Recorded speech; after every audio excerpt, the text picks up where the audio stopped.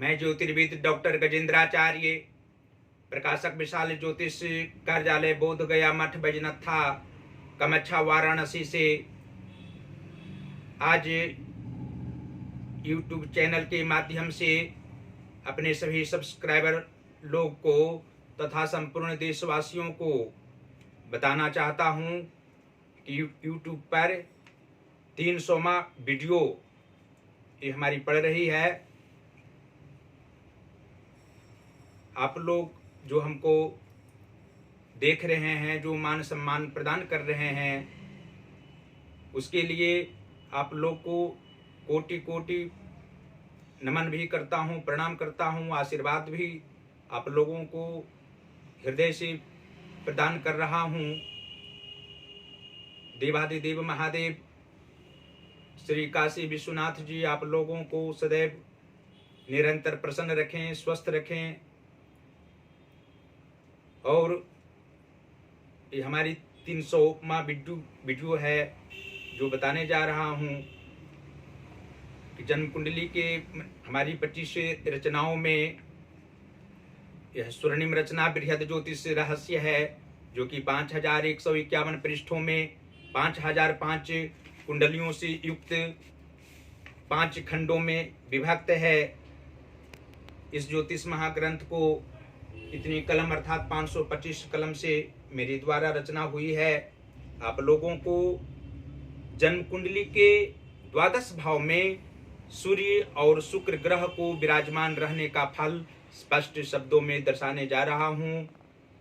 जन्म कुंडली के द्वादश भाव स्थित सूर्य और शुक्र को एक साथ होने से जातक राजभोग होने पर भी राजगद्दी प्राप्त नहीं होती, उसे दूसरों की रखवाली करनी पड़ती है। इस भाव में ये दोनों ग्रहों के मेल से खासकर सूर्य के कारण वैवाहिक जीवन में न्यूनता आती है, पर स्त्री की वजह से अच्छी खासी तकलीफ उठानी पड़ती है, जेल भी जाना पड़ता है, मनोबल उत्तम रहता है लेकिन स्वास्थ्य ढीला रहता है।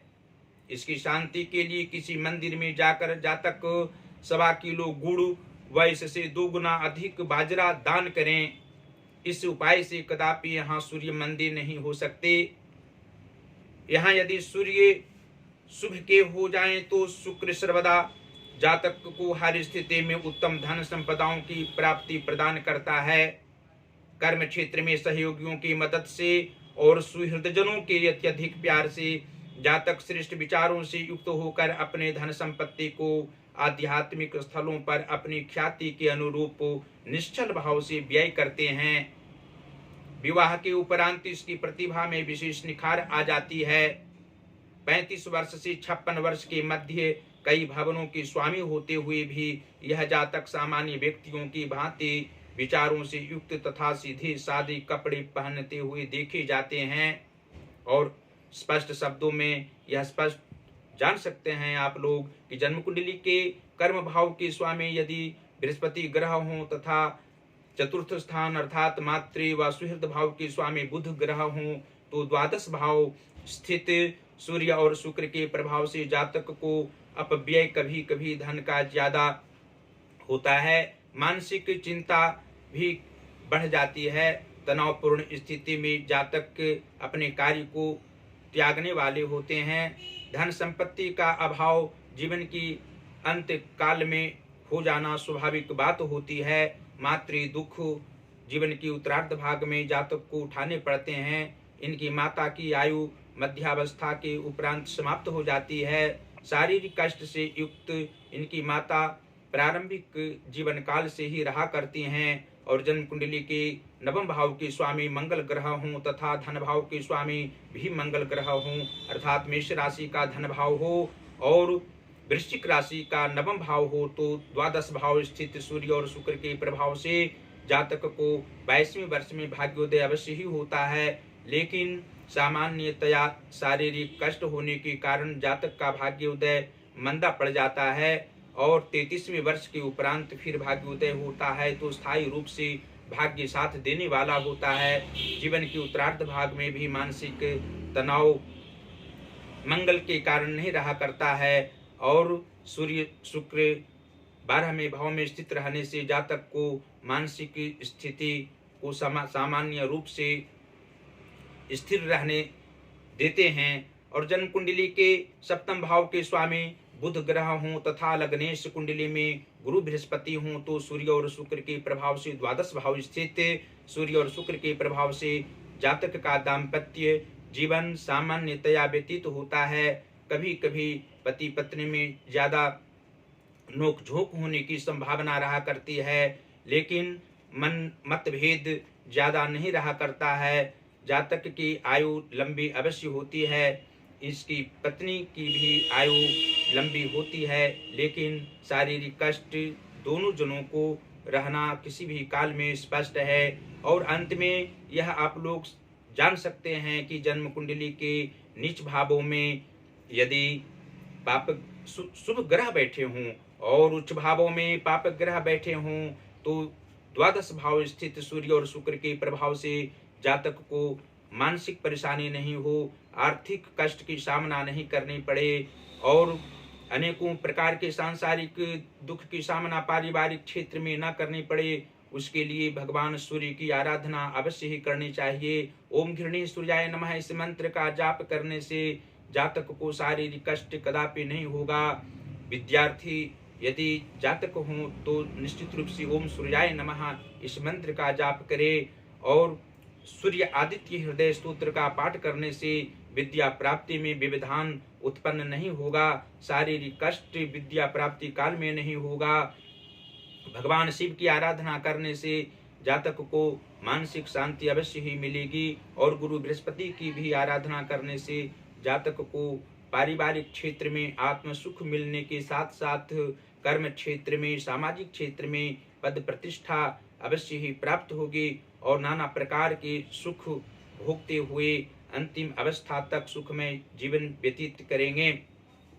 अंत में फिर इस ज्योतिष महाग्रंथ को आप लोगों से, अपने सब्सक्राइबर लोग को, अन्य लोगों को भी जो हमारी वीडियो को देख रहे हैं, निश्चित रूप से इस महाग्रंथ को मंगवाने के लिए कहेंगे। इसको मंगवाने से 100% सांसारिक सुख प्राप्त होंगे। नाना प्रकार के दुखों से निजात दिलाने वाला यह ज्योतिष महाग्रंथ आप लोगों के पास रहेगा तो अमृत तुल्य सुख प्रदान करेगा और नाना प्रकार के सुखों को प्राप्त अवश्य आप लोग करेंगे। हम प्रकाशिकीय कार्य भी करते हैं, इसलिए हिंदी, संस्कृत, इंग्लिश किसी भी बुक को, पुस्तक को हम प्रकाशित कर सकते हैं। आप लोग सही समय पर यदि पुस्तक आप देंगे तो उचित मूल्य पर और सही समय पर कम समय में पुस्तक प्रकाशित करके आपको दिया जाएगा। संपर्क आप लोग हमसे सीधा कर सकते हैं। पहला नंबर है जो व्हाट्सएप नंबर है 945122 और 47। दूसरा नंबर है जो जियो का नंबर है, पेटीएम नंबर भी है 8840 76 17 और 92।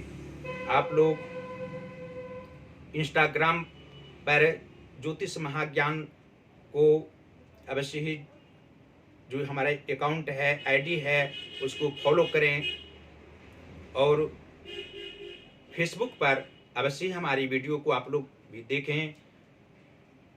गजेंद्राचार्य ज्योतिर्विद आईडी हमारा फेसबुक का आईडी नंबर है।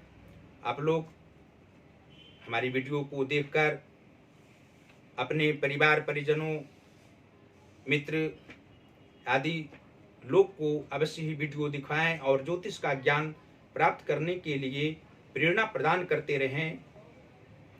निश्चित रूप से आप लोग हमको आगे बढ़ाएंगे, प्रसन्न रखेंगे तो आप लोग को भी देवादिदेव महादेव प्रसन्न रखेंगे, स्वस्थ रखेंगे। नाना प्रकार के सुखों से आप लोग आह्लादित रहेंगे। इसलिए अवश्य ही सब्सक्राइब हमारा ज्योतिष महाज्ञान चैनल है उसको सब्सक्राइब करें, घंटी का बटन अवश्य दबाएं और शेयर वीडियो को हमारी करते रहें। भगवान शिव एवं माता अन्नपूर्णा आप लोगों को सदैव प्रसन्न रखेंगे।